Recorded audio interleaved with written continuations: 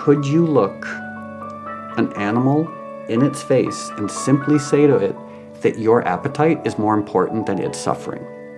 You know, that your desire to eat it is more important than its desire to be alive.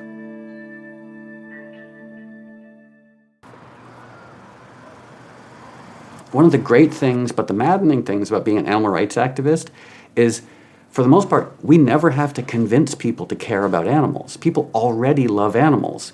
We just have to convince people to understand that the dog they love is emotionally the same as the cow they eat. You know, that's the disconnect. So it's aligning people's already existing love for animals with their actions. I mean, how many parents have had the experience with their kid where, like, their 4-year-old, their 6-year-old, their 8-year-old, their 9-year-old is eating a hamburger and says, "Mom, what is this?" And the mom says, "That's a hamburger." Well, where does it come from? A cow. And all of a sudden the child's horrified.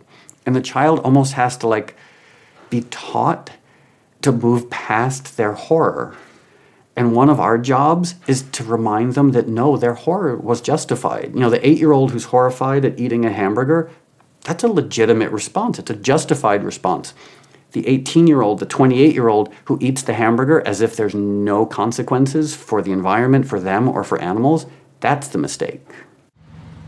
What do we do as activists that actually reaches people and that actually changes the world? You know, screaming is fun.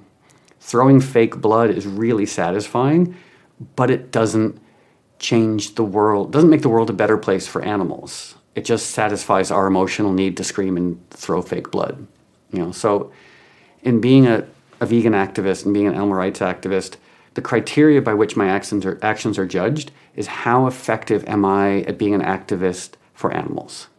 You know, not how much I enjoy it, not how much I want to scream, because I just want to scream at everybody, but am I making the world a better place through my activism for the animals?